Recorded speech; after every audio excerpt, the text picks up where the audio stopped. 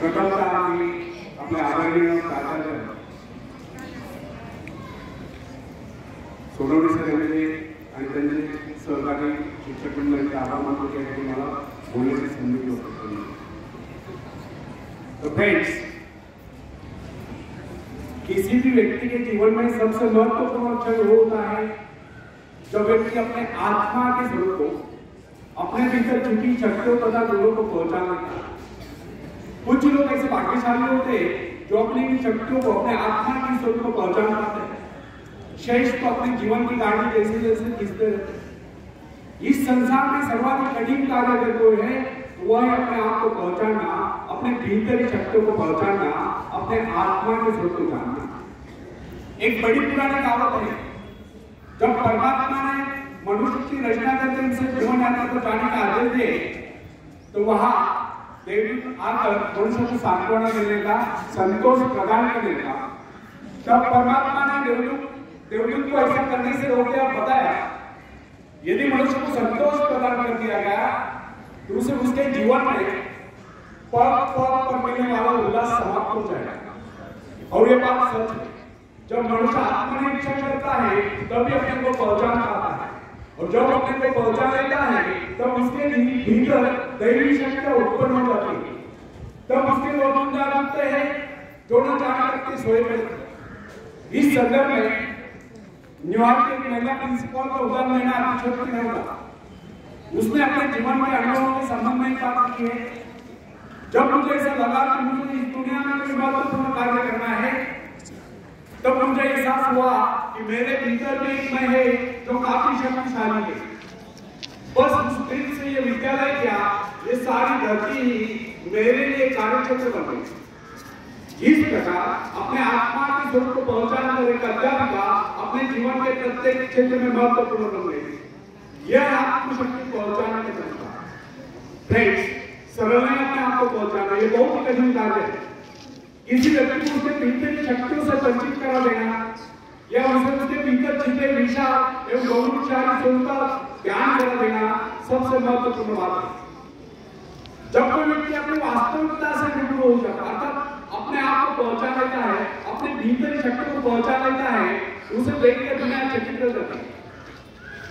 Professor William James का कहना है कि प्रत्येक व्यक्ति के भीतर एक अद्भुत शक्ति छुपी होती है, ना जिसे कोई देख सकता है, ना जिसकी कोई कल्पना कर सकता है.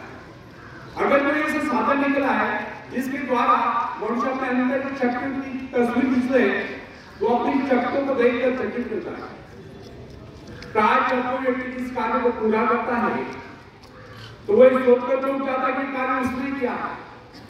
लेकिन फ्रेंड्स, इसमें चौंकने जैसी कोई बात नहीं. संसार का कोई भी कार्य, चाहे वो कितना ही बड़ा क्यों न हो, मनुष्य ने तो किया. जरा कल्पना कीजिए, एक विशाल वृक्ष को जन्म देने वाला बीज कितना नन्हा सा होता है, राई इतना नन्हा सा. इस नन्हे से बीज में अगर इतनी अधिक शक्ति होती है तो मनुष्य के मस्तिष्क में उपजे विचारों में कितनी अधिक शक्ति होगी. आज आप जो कुछ कर रहे हैं, जिस शक्ति द्वारा कर रहे हैं, उसके करोड़ों गुना अधिक शक्ति आपके भीतर छुपी हुई है. इसीलिए कहा गया है आज की अपेक्षा वह कार्य अधिक महत्वपूर्ण है जिसे आप भविष्य करने की कामना करते हो, जो आपका जीवन उद्देश्य है, जिसकी ओर आप आकर्षित है, ऊंचा उठने की इच्छा है, आकाश में छूने की आकांक्षा है.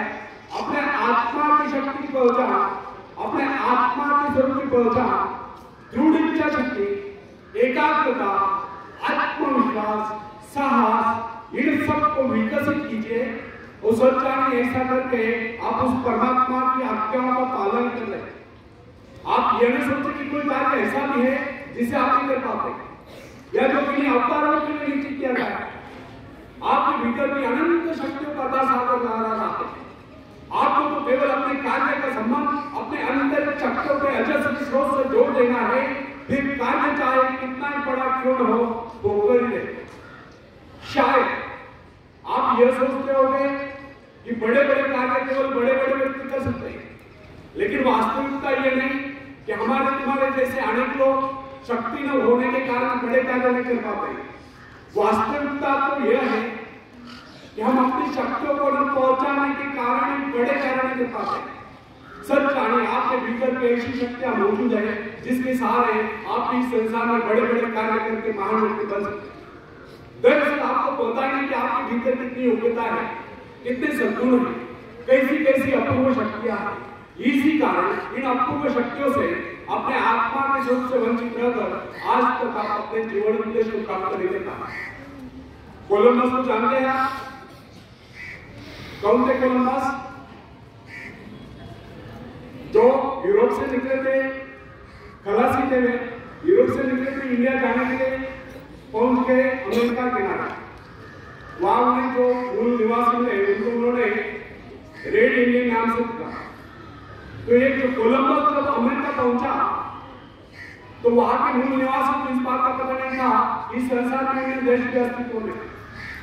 इसलिए सिद्ध नहीं होता कि कोलंबस अमेरिका पहुंचने से पहले इस संसार में अन्य देश अस्तित्व में नहीं थे। वैसा ही कुछ हमारे भीतरी शक्तियों के बारे में होता है जो हमारे भीतर सुप्त अवस्था में होती है, उनका हमें उनका पता ही नहीं होता। फ्रेंड्स, विमर्शन का कहना है कि प्रत्येक व्यक्ति के भीतर विमर्शन करना है कि संसार में कुछ व्यक्ति आत्म परिचय प्राप्त कर पाते हैं। अधिकतर लोग अपना कार्य पूरा करने से पहले कुछ कर जाते हैं, परलोक सीधा जाते हैं। अत्यधिक शक्तिशाली व्यक्ति को भी अपनी भीतरी शक्तियों का पता नहीं होता। आपने कई बार देखा होगा जब अनेक लोग सफल हो जाते हैं तो क्या इस प्रकार कहा जाता है यदि मुझमें लिंकन या विजुअल जैसी शक्ति होती तो मैं भी सफल हो सकता था। लेकिन ऐसा कहना सोचना वास्तविकता से 200 की बात।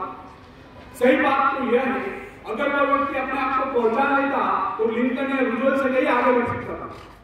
फ्रेंड्स, आपकी शक्तियां असीम है, लेकिन जब तक आपको उनका पता नहीं, जब तक आप उनसे परिचय प्राप्त नहीं करते, जब तक आप उन्हें जगाते नहीं, जब तक आप उन्हें काम में नहीं लगाते, जब तक आप उनसे काम नहीं लेते, जब तक आप उनकी परीक्षा नहीं लेते, तब तक कैसे कह सकते कि आपके भीतर शक्तियां नहीं है।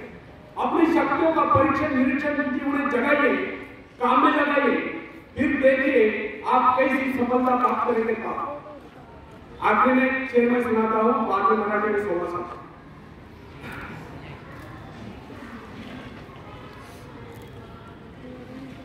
तुम उड़ सकते हो मुक्त आकाश में, तुम मुक्त आकाश के पंछी हो। तुम व्यर्थ करे, तुम भूल गए हो कि तुम्हारे पास पंख, तुम पैरों से चल रहे हो, तुम आकाश में उड़ सकते हो। थोड़ा फड़फड़ाओ ताकि तुम्हें एहसास हो जाए। ध्यान सिर्फ भरोसा पैदा करने के लिए तुमने कुछ खोया नहीं, तुम सिर्फ भूले हो कि अपने पास पंख है, अपने पास पंख है। धन्यवाद।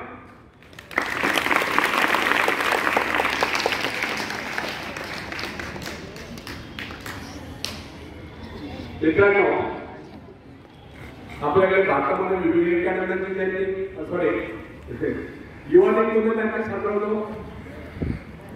युवा दिन 12 जानेवारी इंदिरागांधी जयंती असते त्या दिवशी राजमाता जिजाऊ साहेब आणि स्वामी विवेकानंद। तर स्वामी विवेकानंद हे फक्त 40 वर्ष जीवन जगले, परंतु त्यांनी जे काही अनुभव विचार मागे ठेवले ते अनंत काळ येणाऱ्या नवीन पिढीतील युवकांना विद्यार्थ्यांना प्रेरणा देत राहतील, म्हणून त्यांची जयंती ही युवा दिन म्हणून साजरी होते। तो विवेकानंदांची काही स्लोगन आहेत, काही सुविचार आहेत, ते तुम्हाला मी सांगतो। युवकांसाठी त्यांचा सुविचार आहे, arise, awake and stop not till the goal is reach. उठा, जागे व्हा आणि तोपर्यंत थांबू नका जोपर्यंत तुम्ही तुमचं ध्येय गाठत नाही। अथक परिश्रम करा, मेहनत करा आणि आपलं लक्ष हासिल करा। विवेकानंदांनी हे पण सांगितलं हे विश्व व्यायामशाळा आहे आणि आपण सर्व इथे कशासाठी आलो? व्यायाम करण्यासाठी। त्यांच्या सांगण्याचा अर्थ असा नाही की आपण सर्वांना मल्ल व्हायचे। त्यांच्या सांगण्याचा व्यापक अर्थ असा आहे आपल्याला शारीरिक, मानसिक आणि बौद्धिकदृष्ट्या सक्षम व्हायचे। आपलं मनगट, आपलं मन आणि आपला मेंदू बलवान बनवायचा। बस शारीरिकदृष्ट्या सक्षम होण्यासाठी जिमनास्ट केले पाहिजे किंवा व्यायामशाळेत केले पाहिजे असं नाही, कारण हे विश्व व्यायामशाळा आहे। तर त्यासाठी सकाळी उठल्यापासून रात्री झोपेपर्यंत ज्या ज्या शारीरिक श्रम करण्याची संधी आहे त्या संधीचं सोडून करायचं आहे। कुठले काम असो ते अंग झोपून करायचं आहे, मन लावून करायचं आहे. त्यातून तुमचे शारीरिक क्षमता विकसित. आजकाल काय झालं, प्रत्येक घरामध्ये एक मुलगा असतो, एक मुलगी असते, त्यांना काम करण्याची सवय असते की तेव्हा काम करायची लाज वाटते. त्यांच्यासाठी सुद्धा सांगतो, तुम्हाला काहीच काम असेल तर नका करू, पण एक गोष्ट लक्षात ठेवा, कोविड सारख्या महामारीपासून स्वतःचा बचाव करायचा असेल, स्वतःला निरोगी ठेवायचं असेल तर तुम्हाला सकाळी लवकर उठलं पाहिजे. जॉगिंग करा, रनिंग करा, सायकलिंग करा, योगासन करा, प्राणायाम करा, मैदानी खेळ खेळा, व्यायाम करा. दिवसातून एकदा तरी शरीरातून घाम निघाले एवढे शारीरिक श्रम आपले रोज झाले पाहिजे. आणि लक्षात प्रत्येकाचे रोज झाले.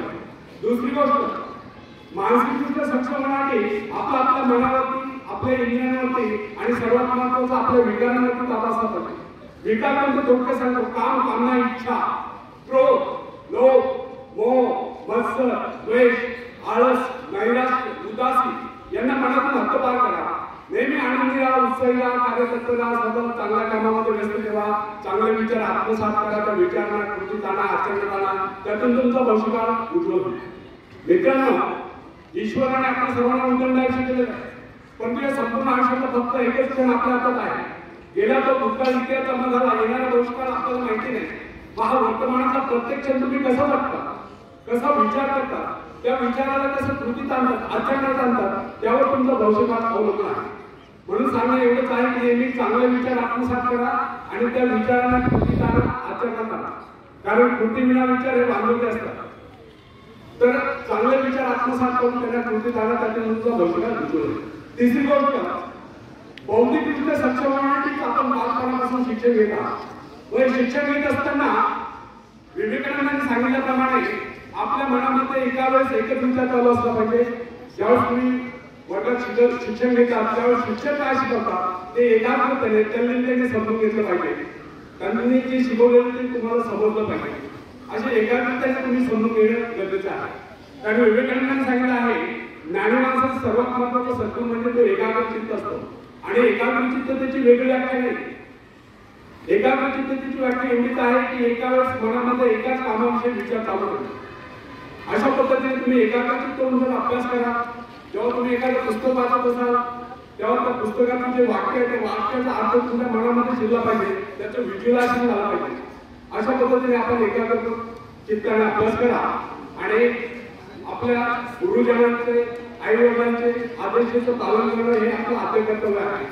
कारण आपले गुरुजन आणि आपले आई वडील हे आपल्या उज्ज्वल भवितव्यासाठी आपल्याला रागवतात, फटकारतात, वेळप्रसंगी मार्ग देतात, पण त्यांच्या रागवण्याचा राग देता त्यांच्या आदेशाचं पालन करणं हे आपलं सर्वांचं आद्य कर्तव्य आहे.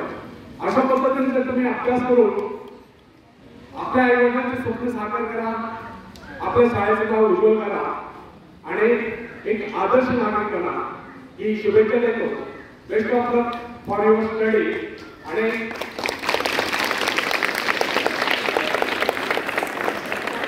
या ठिकाणी बोलण्यासाठी संधी उपलब्ध करून दिली त्याबद्दल परत एकदा प्राचार्य आणि त्यांचे सहकार्य दिल्याचं धन्यवाद. सर्वांनी सणासाठी जोरदार विद्यार्थी मित्रांनो